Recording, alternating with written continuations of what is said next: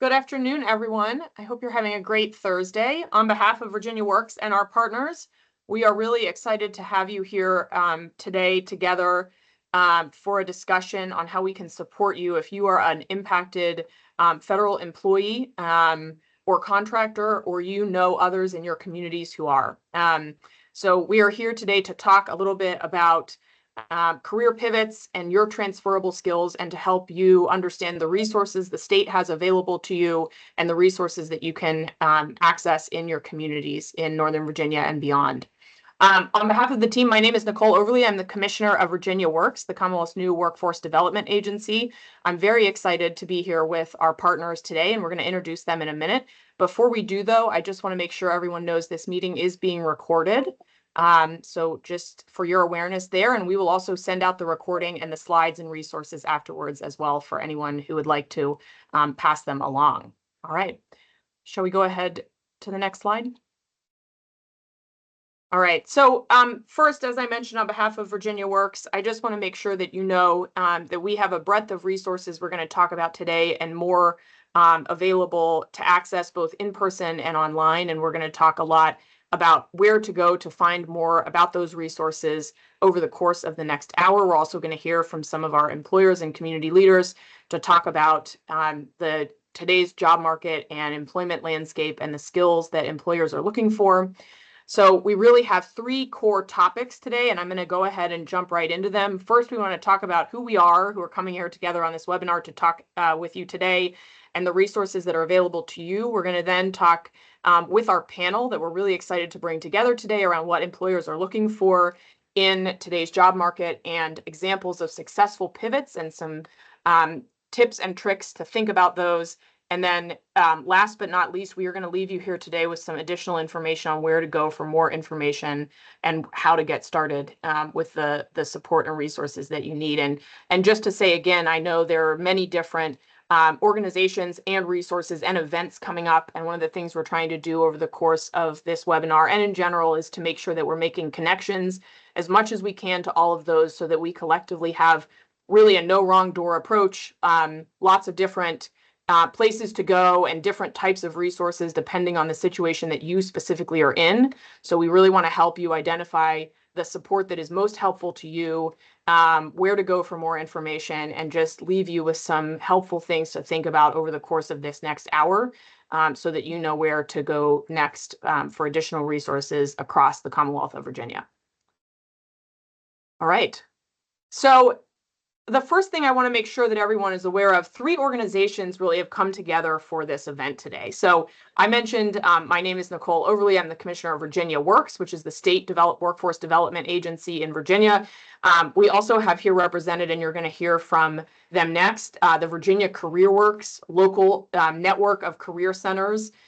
Virginia Career Work Centers, if you've seen them or had the opportunity to visit one in person, there are many across Northern Virginia and across Virginia where you can access in-person support, and they also offer a number of different resources both to employers and to individuals, and we're going to talk about a lot of those resources today. And then last but certainly not least is the Virginia Employment Commission, which provides unemployment insurance assistance, and you're going to hear from them as well, talking about just some of the things to know about the basics of unemployment insurance, the benefits that are available to you, and we're hoping to answer some of the most commonly asked questions that we've heard a lot, I think, across the workforce landscape, that you may be interested to get to know here and hear directly from VEC. So we are all here. We work together on a day-to-day basis to support you with everything that you need in the event of making a career change. And there are a lot of resources available, both at the local and state level, and online and in person. And we're going to, our hope again is to talk about all of those and share with you how we are really united in coming together to support you in this moment in time right now. All right. So without further ado, the first thing that I want to make sure that we do today is talk a little bit about where to go for resources and what exactly those resources look like, particularly in Northern Virginia. So I'm going to pass the floor to David Remick and David Hunn. If you don't know the two of them, they are driving much of the workforce development efforts really across the Northern Virginia area, and they are the ones responsible for the local Virginia Career Works in-person centers, where you can go and get job search support, resume review, and everything else. And I want them to talk a little bit about some of the resources available, both from that standpoint and some of the other reskilling, upskilling, other types of resources available to you. So I'm going to pass the floor to them first to talk a little bit about that. David Remick, I think I'm going to you first. Yep. Next slide, please. Thank you, Nicole. Welcome, everybody. For those residents that are on this call or on this webinar that live in Arlington County or the city of Alexandria, the Arlington Workforce Development Center and the Alexandria Workforce Development Center and the Arlington Employment Center are here for you, along with the services that you see on the screen right now. We also have some services to help you with your career development as you pivot into careers in the private sector, nonprofit sector, or the local state government sector. We have several transferable skills workshops to show you how you can go from what you're doing to where you might be interested in going. We have people that will review resumes and give you tips on how to refine resumes, how to help with your interviewing skills and things of that nature, and many other services. I do want to let everybody know, and I want to invite everybody on this call. If you go to the next slide, please. We are having a large event at George Mason University Arlington campus at the end of the month on May 28th. It's a resource expo. Not only will it have exhibitors that are offering jobs and resources, but we'll have several workshops on how to use AI to help with your career pivot, how to think about managing your finances during time of transition. We'll have resume reviewers on hand. If you're interested in starting your own business, we'll have a workshop on that as well. And many other great activities. So the link is right there. It will be a great event. It's free, and we hope to see you there. David? Thank you, Dave. I represent the rest of Northern Virginia, the counties of Fairfax, Loudoun, and Prince William, and the cities of Fairfax, Falls Church, Manassas, and Manassas Park. And we've provided here the map of where our centers are located. If you go to our website, you'll get the specific addresses and the hours of operation. You're welcome to come in at any time during the work week. Typically, hours are from 8 a.m. to 4:30 or 5 p.m., but really check ahead on terms of the hours. The services that Dave Remick just mentioned in Arlington are also very similar in our area. Of course, we'd want to make sure you appreciate all of our services are free. We are a public service, and we're here to assist you, as Commissioner Overly had mentioned. Really, the keys for us is really to be able to help assess your current skills, where your interest in new occupations might be, and how we can help you with that transition. And that could be through skills training, through direct referrals to employers that you'll hear a little bit later today, as well as other opportunities to provide coaching, and as well as other supports that you might need to move into a new opportunity. Our goal is to help you stay in Northern Virginia. Next slide, please.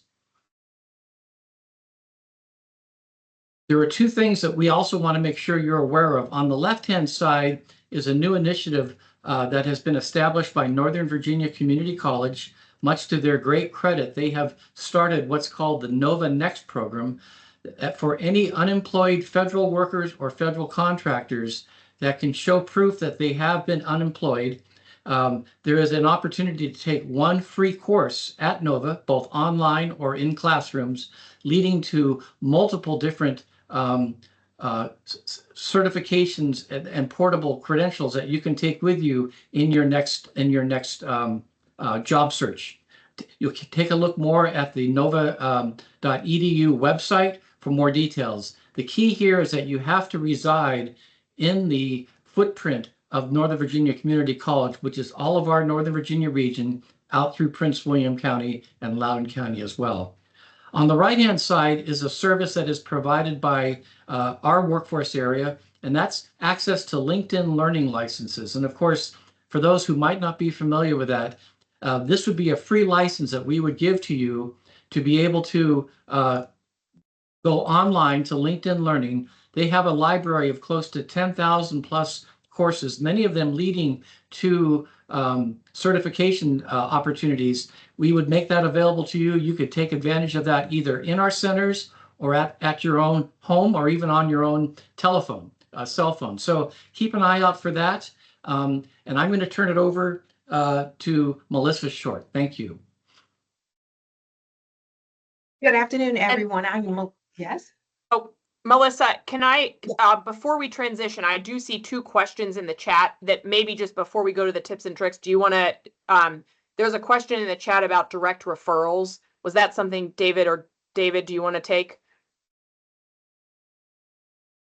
Let me just see if I can see the question. Either that or we can hold the questions to the end. I don't want to disrupt the flow. But I see some questions coming in the chat, so we will we'll make sure that we address those. Should we do it later then? Yeah, Nicole? that's fine. Okay. Yep. Thank you. Go ahead, Melissa. Sorry. No worries. Good afternoon, everyone. I'm Melissa Short, the manager of the Rapid Response Program here at Virginia Works. If you'll go to the next slide, please. Among the many resources that we have to offer is Virginia Has Jobs. It's our baby project. It's our newest addition to the family. It's a great site. I've used it a number of times to assist other Virginians who are looking for employment opportunities. It's a digital launch pad, and you'll find it very helpful to you as you look for high demand opportunities. What kind of jobs are employers looking for? What kind of employees? What kind of opportunities do they have? It's an opportunity for you to go out and see what's out there. I know that many of you have those skills. You have the knowledge and the experience to actually find an opportunity out there on the site and actually apply and be hired by them, I'm sure, given your great skills. Additionally, there are opportunities to attend virtual hiring events that you'll see here as well. So you'll see the QR code below.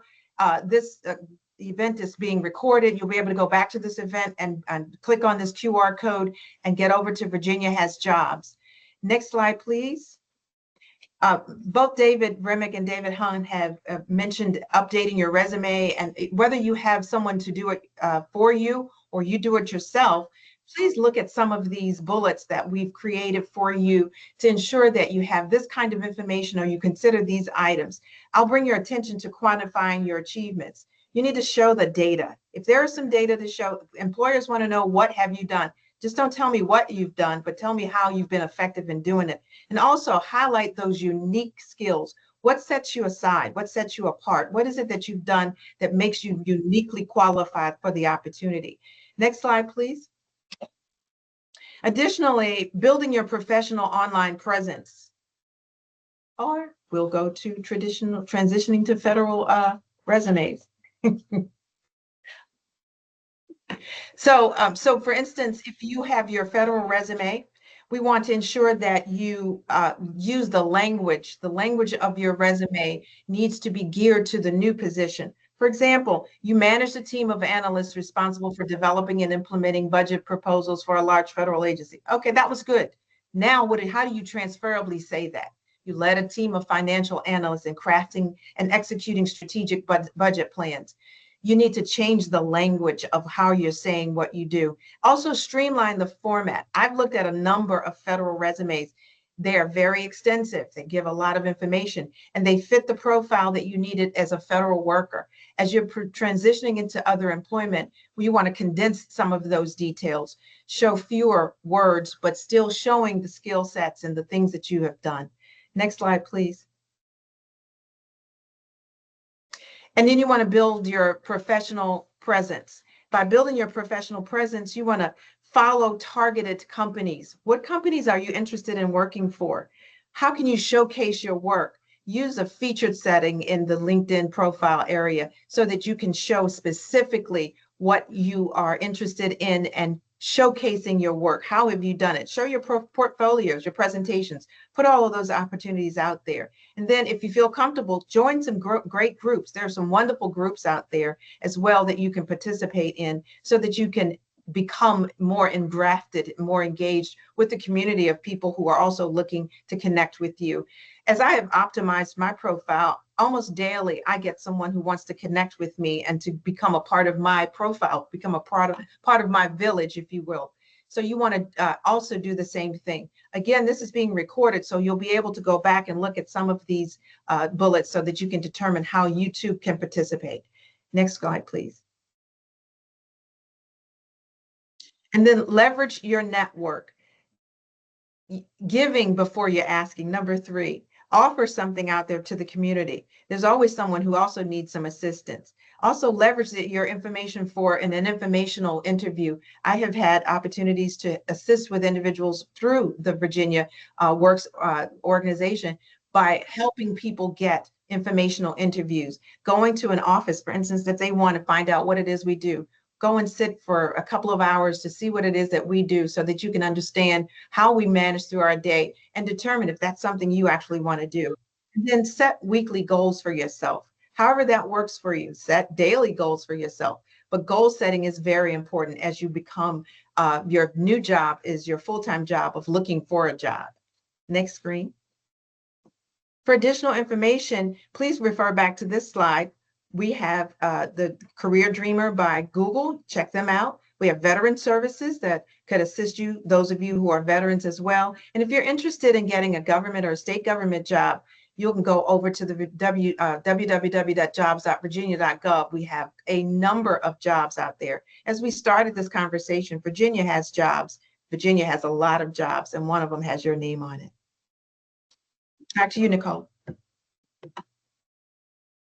Thank you so much, Melissa. And I see the chat is pretty active. I think we've been trying to keep up with it to the greatest degree we can. I think we will make sure that all these resources are shared out afterwards. I know we're throwing a lot at one time and we're moving through a lot pretty quickly over the course of a short amount of time. So we're going to make sure that all these resources get out to you. One thing I just wanted to mention overall in relation to some of the chat. So over the course of this webinar, we're trying to balance the fact that many of the inquiries we've had and a lot of the traffic we've seen has been really concentrated in the Northern Virginia area. So obviously we want to make sure that it's very clear the resources that are available to individuals who are specifically impacted in the Northern Virginia, and surrounding area. That said, through Virginia Has Jobs, we are running regional virtual hiring events, and American Job Centers, as they're called, Virginia Career Work Centers, are available across the Commonwealth. And so regardless of whether you are currently being impacted as a federal worker across Virginia or not,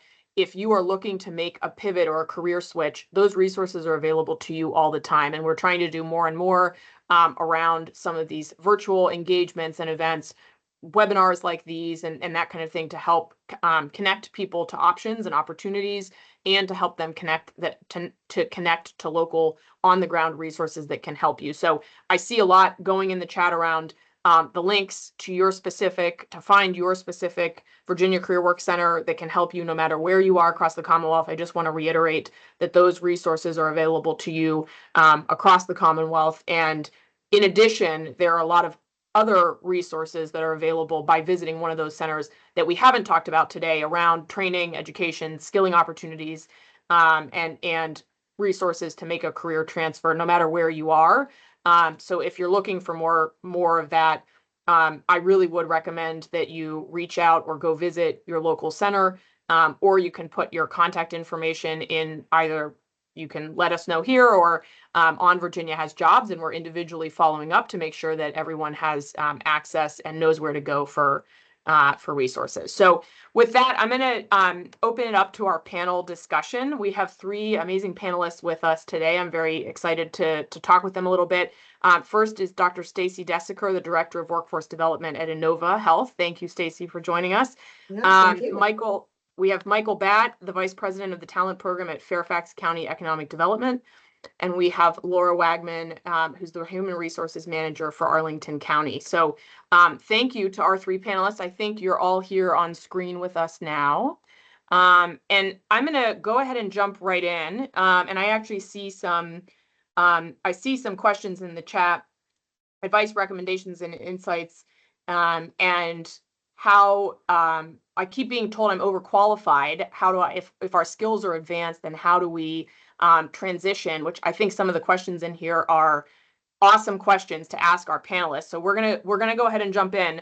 And as part of maybe a quick intro of each of you, I'd like to ask you for your perspective on the top 3 things former federal workers and contractors should think about as they're pivoting in this moment to maybe the private sector or to non-federal work? What are your 3 top pieces of advice? So if you wouldn't mind just giving I did a quick intro, but just a quick intro of yourselves, and then giving us your top 3 things. Let's go ahead and start there. And Dr. Desiker, maybe I'll start with you.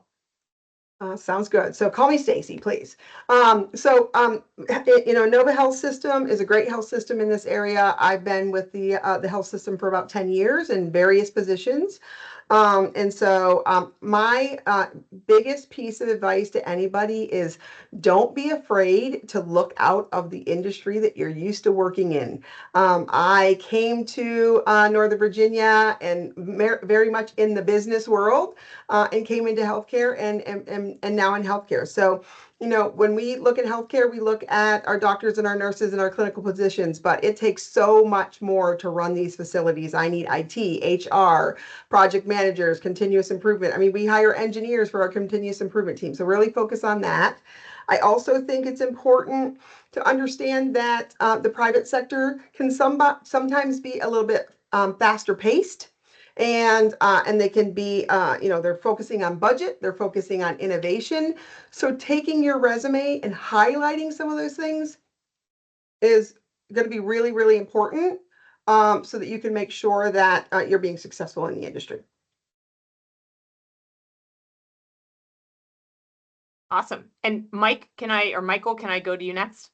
Absolutely. So, everyone, my name is Mike Batt, and I'm in Fairfax County leading our talent workforce programming. I see some of the questions going across the board. I'm also on the talent workforce committee for our Northern Virginia region. So really representing all of our jurisdictions in Northern Virginia, Prince William, Loudoun, Arlington, all of us collaborate frequently. And right now, just checking this morning, there's over 46,000 jobs posted out there just in the Northern Virginia region. To a couple of the questions I see out there right now on, maybe being overqualified and worried about some of that, I'll tell you what my recommendation would be. I've spent 30 years in the corporate world and a lot of hiring along those lines. I think coming to the table, selling yourself, those security clearances that you might hold or even be eligible for, leverage those. Make sure you note that. Those are gold here in Northern Virginia across a lot of the government contractors that are still. Make sure you're selling yourself on the impact you're bringing, and you heard it a little bit from Stacy too, but just thinking outside the box on different roles too. So I think that's important. There are a number of veteran resource and job fairs that go on almost weekly across Northern Virginia and across actually the whole Commonwealth. We've opened those up now from not just from transitioning service members, but for all federal displaced employees and government contractors as well. They go on a regular basis across all of our military installations. We just had one yesterday at the U.S. Army Museum at Fort Belvoir, for example. So those are all out on work and ffxnova.com, where those 40,000 plus jobs are posted.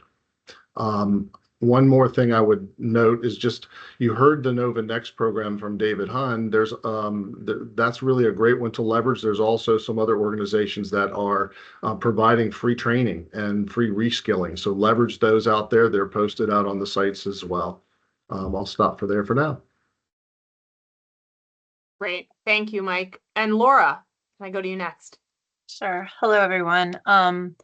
I've spent my entire career in local government so far, and I would say a very important aspect to note when you're transitioning from the federal government to perhaps a local government is that it is still bureaucratic.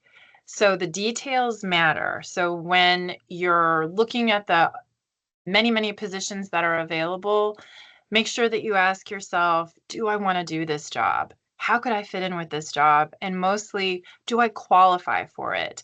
Because we are looking at ensuring a fair, objective process, and that means making certain that you meet those minimum qualifications or even exceed those qualifications. And then make sure that as you apply, you're following the details that are outlined within the announcement. It's very important what Melissa had mentioned about transitioning your federal government resume to more dynamic and succinct language.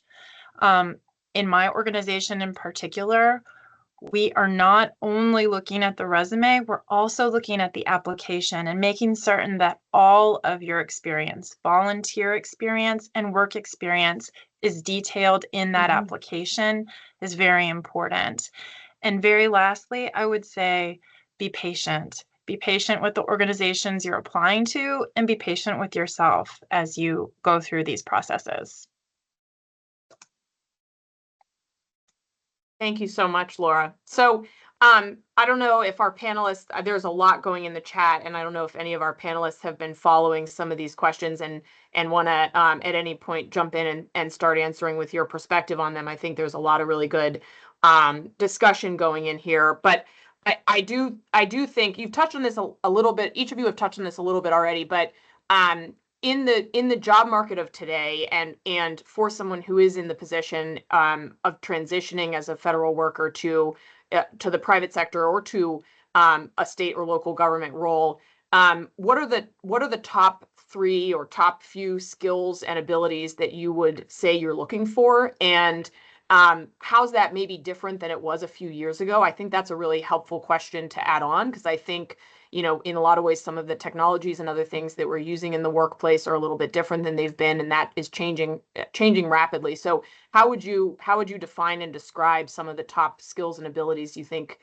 employers are looking for, or that you're looking for? And Mike, maybe I'll start with you, and then ask Stacy and Laura to jump in. Sure. So I had our team run the latest jobs report through a subscription that a number of us have across the region, and the top 3 job descriptions and programming that's required out there. It's software developers, network and computer systems administrators, computer and information systems management.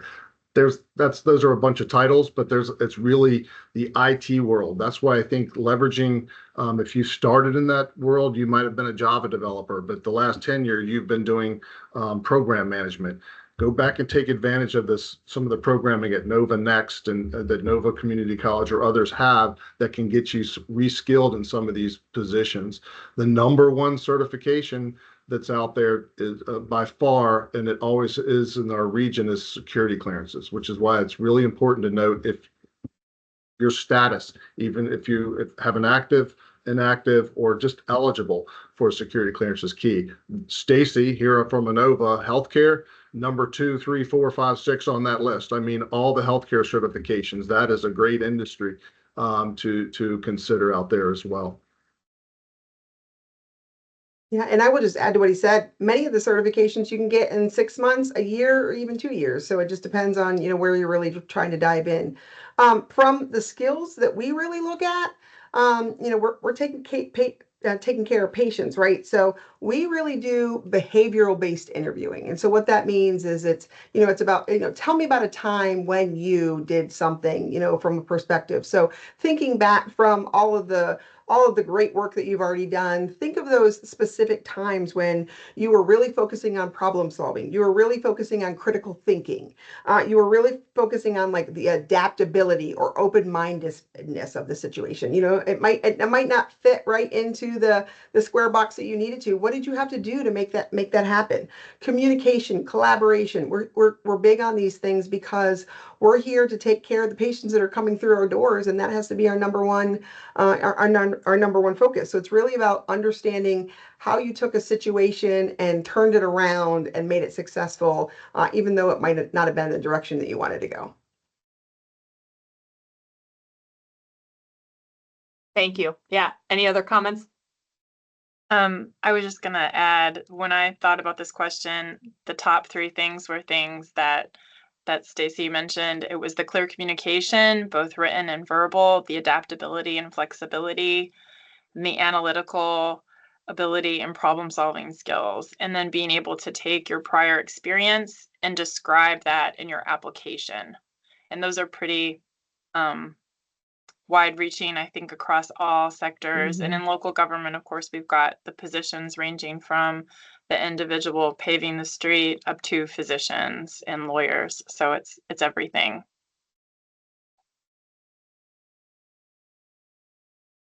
Thank you, Laura. Can each of you share, if you're willing to do so, and if you have something in mind, an example? And I see some comments in the chat about feeling like it's going backwards and feeling like it's hard if you are close to retirement. And actually, I think it's a really good comment. I think it was Mike in the chat. I was about to respond to you because we've been thinking about this too, and specific resources that we can provide for individuals who are really in exactly that circumstance, a later career pivot.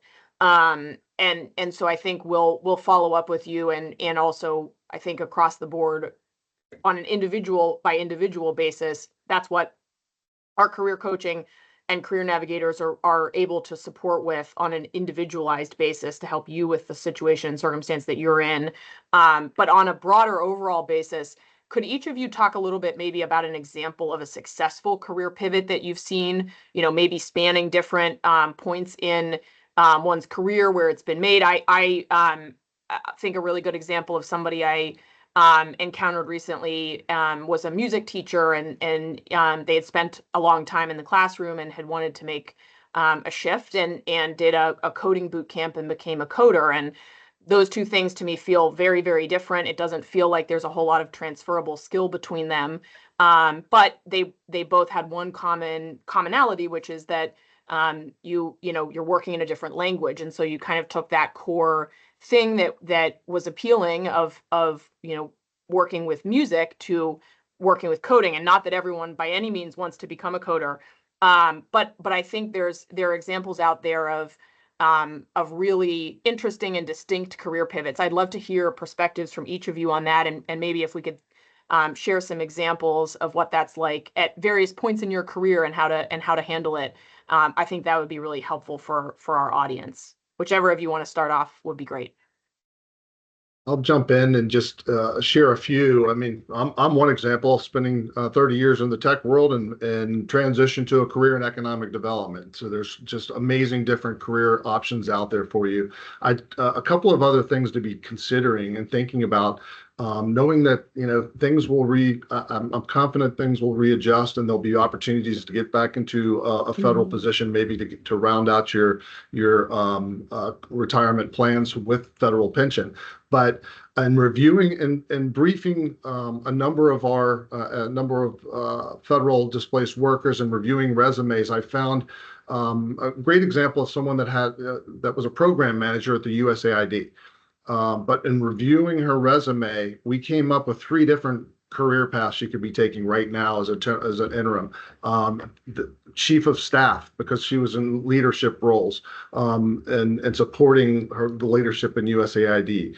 Events management, doing lots of events at USAID, international events and others. And then teaching, could be teaching around public policy or whatever it might be at our community colleges or universities or even in the high schools. I'll tell you, I was surprised in positive in my role, Fairfax County, and there's others too, 5 years and you have a little pension in the county.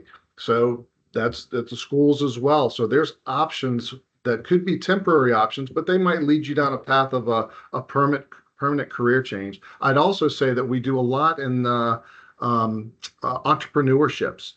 We have a program called Entrepreneurship 101 to help individuals that are looking to launch and start businesses. And I'll tell you right now, over the last couple of months, it has tripled in capacity when we hold these events. So consider that, because we bring in, there's funding sources to help launch a business. There's mentors. There's lots to help with those of you that might be looking to go take this opportunity to start a business. Yeah, no, I think that really makes sense. I would agree, Mike. I'm the same way. I've shifted careers several times. As I mentioned before, I was in business, then came in and was the director of business operations for the nursing administration, and so now all my nurses see me as a honorary nurse because I understand their world and can speak their world. But I think one of the biggest areas of opportunity to really highlight is that a lot of people think that they have to start over, and that's not always the case. And so I'm just going to use this example. I had a team member that was on my team, and she came to me and she said, Stacey, I think I want to go be a nurse. Already had a bachelor's degree in, something non-related. And she said, I think I want to go be a nurse. And I said, well, that sounds like a great idea. She said, well, I'm going to go and apply to the community college. And I love my community college. Everybody knows we're very connected with them. But I said, that's not your journey. Your journey is the accelerated nursing program. The accelerated nursing program is where you already have a bachelor's degree. You go take a couple classes, and then in 18 months you can be a nurse, and you have a bachelor's degree in nursing. So just sharing out there that, if you're thinking about transitioning into something, get connected with the great universities that we have around here, because there's so many different on-ramps and off-ramps into some of their programs that you might not have to start back at square one and go for that whole bachelor's degree in nursing. You may have many of the classes that they already need for these programs, and you can go for a very short period of time and really make a difference in a different direction. So I just share that. She's in nursing school right now. Super proud of her. You stay continuously connected with her, and I will be at her graduation when she graduates. So it's just a great opportunity for people to think outside the box and take a different step. And another space is informatics. We have a lot of IT individuals that that are in here. I have a lot of patient records that we have to protect, right? And so they're very important. A lot of financial information of patients that we have to protect. And so, we see a lot of shifting, from the IT space into informatics, and they come in and they support the patients, and they feel like they're making a difference because they're protecting those patients' records as well as their, financial and personal information. So just a couple different areas. Awesome. Laura, do you want to add anything? Sure, just briefly. I would say I have witnessed a successful career pivot from the federal government into local government. And I think one of the greatest challenges that the federal government employees were having was being very focused on the mastery of a single domain. So oftentimes being able to talk with somebody and have that outside exposure to what else is in that resume. And I think both Michael and Melissa hit on sort of the available resources that could potentially help identify what other things you might be able to do, and thinking through what you might like to do. And if you're pivoting, understanding that it may not be a permanent spot, it might be a way sideways or maybe a step down for a second, but that is not the be all end all. You're always able to go up and shift and change. But the individual that I'm thinking of came in from doing change management, so more of an organizational development perspective. And when we boiled down what they were really great at doing, it was taking information from other people and presenting it in a detailed but succinct manner so that other people could easily understand it. And then further, really looking at the details and catching things that other people wouldn't. And that person was able to eventually be hired as a quality management analyst. So it doesn't necessarily seem to connect, but the skill set that that individual had absolutely worked in that set of circumstances. Laura, I think that's a great example, and it feels similar to my music teacher to coder example too, of taking a moment. And I think honestly this is often where the career coaching comes in, that this group of partners can offer to try to get to almost that underlying transferable skill, and then maybe broaden the set of options beyond maybe what you might be thinking would be a match to a whole set of other options too. And I think that's one of the things that we really want to talk about offering to you all, to just make available that opportunity to engage in. So thank you so much for that. I know one question that seems to be coming up a little bit in bits and pieces in the chat is resume, and that Melissa talked about a little earlier too, is the resume writing process, and then resumes getting through an ATS system, right? Getting through in relation to the posting itself. Would any of you, I know this is not a planned question that I was expecting to ask the panelists, but would any of you like to chime in on your perspective about that? Things that you've either learned, advice that you would give while this group is here listening to the three of you around what you're looking for in a resume, beyond some of the kind of basics that we talked through earlier, or any just lessons learned through the process of going through, applying for many jobs, probably many of which are going to be a little bit different at one time. So you're kind of trying to think about how to adjust your resume for a lot of different types of roles. Anything that you all would want to share, any of you on that particular topic? Yeah, and I think we've touched on it, sort of a theme that I'd really make sure you take note of, which is to focus on shortening the resume. If you currently have a 20-page resume, for example, you need to get it down to about 2. Chat GPT, great tool, leverage it. Tools like that to say, convert my resume to 2 pages, and it will do it. It's amazing. Again, focus on the impact with the stats. If there was, a budget that you managed, what was your role in managing that budget and successfully delivering results against that budget, for example. I see the questions in here on, expected timelines for, once applying. I really would, a couple of things there. I think it's important that we've touched on the networking piece of it too. I cannot emphasize, because my role is the workforce and talent side every day. And I hear folks say, I've applied, and it goes into a dark hole and never hear back. So it's critical that you find a champion or a contact within the organization. And you can do that maybe through your alumni org. If university or college you attended, or previous employers, go to your network and find someone that's worked at that organization. Another tip that I use is go on LinkedIn. And if you're applying at a company, go to LinkedIn, type in that company name with the title of the job you're looking for, and you'll likely find someone in a similar role. Sometimes they'll accept your connection. Sometimes you just keep moving on. But really know that the timelines for response to, if they're interested, you just need to be patient, as challenging as that might be during this time, because it's on their timeline on trying to fill that position. Sometimes it could take a month, it could take more for responses, getting narrowing the pool down, doing interviews, responding. So just be patient and don't overly outreach to the hiring managers or recruiters, but you do want to stay engaged. Yeah. I really just add to it. Oh, I'm sorry. Please do. So there's some data around this specifically, where most individuals, around 72%, so most individuals will only apply once to an organization.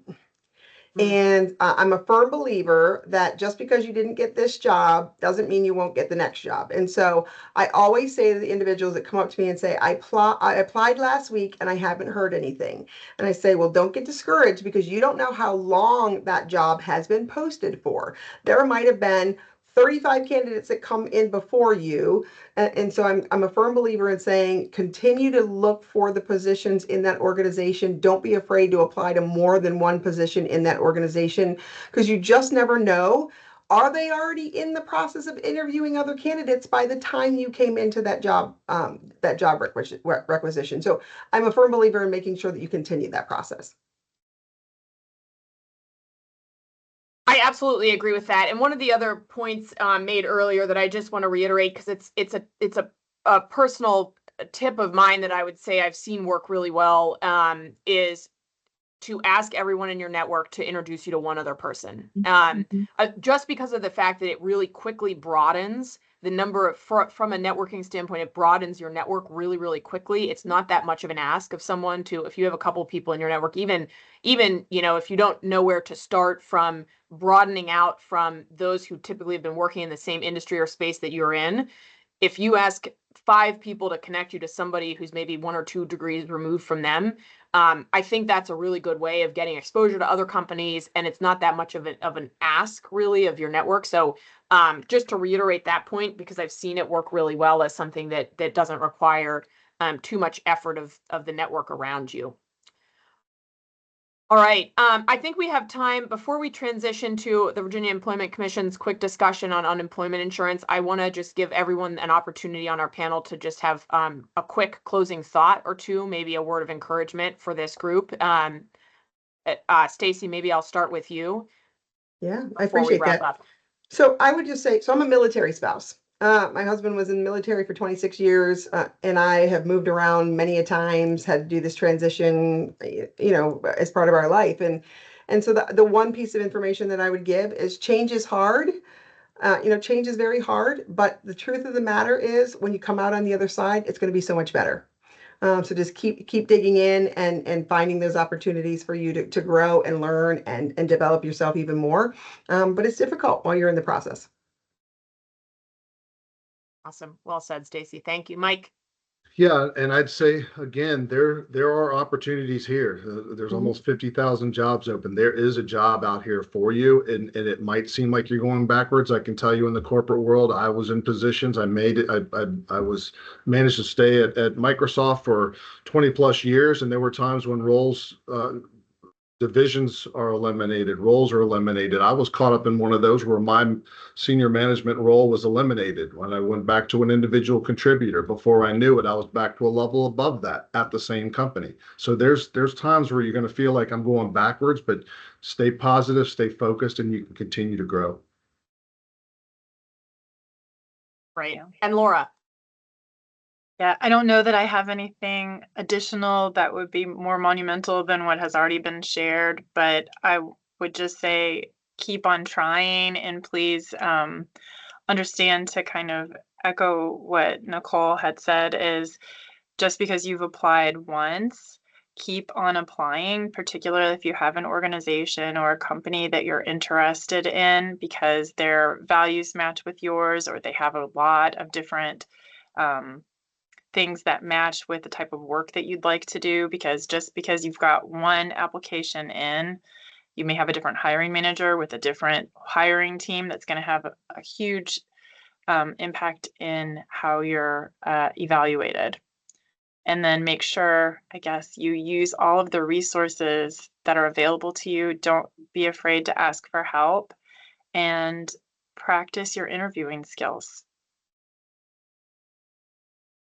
And good luck. Great. Indeed. Thank you so much, Laura. All right. I know there are still some questions coming in. We're going to try to address those at the end. But if I can, I'd like to pass it to our colleagues at the Virginia Employment Commission next to answer your questions and talk a little bit about navigating unemployment insurance. Ashley, I'll pass it to you, the Director of Policy and Legislative Affairs at VEC. Great. Thank you, Nicole. And good afternoon, everyone. So the VEC is here to just answer some general questions related to unemployment insurance, or UI as we refer to it. For those of you who were former, next slide. For those of you who are former federal workers, you may qualify for UCFE, which is unemployment compensation for federal employees. This is a program that's specific to former federal employees, and your eligibility is going to be determined by state law. And it does require proof of employment, your separation documents, and wage records. And you must meet the monetary criteria and be able and available to work. For those of you that are federal contractors, workers laid off from private companies contracting with the federal government may qualify for regular unemployment insurance if you were separated through no fault of your own. We do get a lot of questions about poor performance. Generally, poor performance does not does not disqualify someone for benefits unless there was willful misconduct or negligence surrounding that separation from employment. VEC is always going to review each case individually based on the facts and information provided by both the claimant and the employer when those benefits are applied for. And examples that may disqualify a claimant include falsifying information, failing a drug test if someone were a tractor trailer driver or operating heavy equipment, or repeated tardiness and warnings and documentation of policy violations. And then we know many people that have been separated from employment are receiving severance pay. This may affect your benefits if it covers the time after your last work day. So you will be required to report your severance pay. But you can still file for benefits as soon as you become unemployed, and then each case will be reviewed individually. So I think we're ready for the next slide. And just some information on what you'll need to apply for UI if you choose to do so. For any applicant, whether you're a federal employee or a private sector employee or former employee, you'll need a recent W-2 and your pay stubs. We always have to approve your wages for monetary eligibility. We do have weekly eligibility requirements, which require you to be able and available for work, and you must be actively searching for work. And you must meet those minimum earnings requirements, which is at least $3,000 in 2 quarters of your base period. For federal former federal workers, the documentation that you'll need to provide is the SF-8 notice of to federal employee about unemployment insurance, and the SF-50, that's the notification of personnel action form. If your SF-50 is unavailable, you can provide the Federal Information Code, or FIC, for your agency and the department. The FIC is going to be a 3-digit code identifying your federal agency. And then we do, I think, have a link we can share if necessary. There's a list of FICs available on the OPM website. And we do just want to note, because we get some questions about that monetary eligibility, or for when people aren't former federal employees aren't able to immediately report their wages. So the federal government doesn't regularly report wages to the VEC. So your claim may be denied until VEC has received your wage information. So if you worked for a federal employer during the 4 quarters shown on your monetary determination that you received for us, you must submit your wages and documents for eligibility verification. And until this is done, your wage statement will show no wages and the claim will be denied. And you'll just have to have a redetermined monetary once your agency submits that documentation, or former agency. So we do have to have that documentation in order to prove that monetary eligibility. Where and how to apply for benefits, the fastest way is always going to be online at vec.virginia.gov using our ID.me login process. You can call our customer contact center, and we've provided the number there. And if you need help in person, you can visit a workforce center with Virginia Works Services. And just to note, they will not be able to physically file any claims for customers who need that, but they can help you if you're facing barriers or experiencing difficulty in applying. They can give you some tips or technical assistance if needed. I think that's the next slide.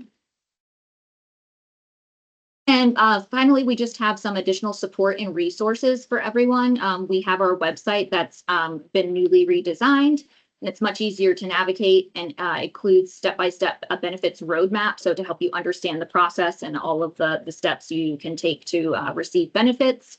We also have an Ask VEC chatbot that is on the website, and it can instantly answer a lot of common UI questions. And we're constantly updating that chatbot to try and answer the vast array of questions that you may have. We also have a video library available on the website. They're short, helpful videos covering eligibility, weekly claims, or filing online with ID.me. It'll walk you through that process. And then one thing to mention, there is, if you're experiencing difficulty in applying or can't figure something out, we have a customer contact form on our website. It's going to be at the bottom of the website where it says contact us, and then there's an online option, and that's a form that you can submit. It goes directly to a customer escalation team who can reach out to you personally and provide you assistance if you're having difficulty applying or receiving benefits. And then we also have, with this QR code here on this slide, we have the Federal Worker Resource Guide. And you can scan this QR code and you'll find that VEC has developed a dedicated resource guide and a brief video outlining eligibility and the application process. I think that is it from us. Thank you so much, Ashley and the VEC team. And are there any other questions in the chat that are because I know there's been a lot in the chat, anything else VEC specific in terms of questions that have not been answered? If so, feel free to drop them in the chat now, and we'll go ahead and make sure they get answered. There are, as Ashley mentioned, a lot of resources on VEC's website in terms of more detail to get to know just the ins and outs of unemployment insurance. And what was the question above? Let's see, Helen, just want to make sure. Ashley, did you see this question? I don't know if you want to answer it in the chat. If so, if you started out receiving unemployment, and then were recently terminated, do you reapply for benefits? So you would not reapply for benefits. You can reopen your claim. Because you have a benefit year, so it goes from the month and year that you applied until that following month and year that you applied. So you would reopen your claim, but you can also do that online, and it'll be with your existing claim. Great, thank you so much. Awesome. All right. So any other? I know we have about 4 more minutes left. It's probably easiest if you have any other questions to drop them in the chat rather than trying to go through and unmute anyone. So if you have questions that have not yet been answered, you can either use the meeting chat or you can put them in the Q&A. And I think we've been trying to make sure that we go through and answer all those questions that have been coming up. So if there's one we haven't gotten to, just let us know. It looks like, Helen, we answered your question.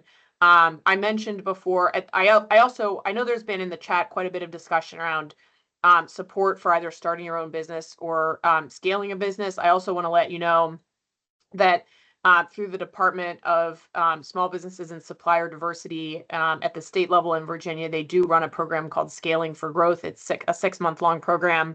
It is for established small businesses, so it's not as much for a new entrepreneur, but it is a pretty robust program around supporting you in getting up to speed on HR, finance, communications, and procurement, and those kinds of aspects of your business. So that and many other resources, as mentioned, are available through Fairfax EDA, through the local Virginia Career Work Centers on entrepreneurship workshops and that kind of thing, and then also through the Department of Small Business and Supplier Diversity as well.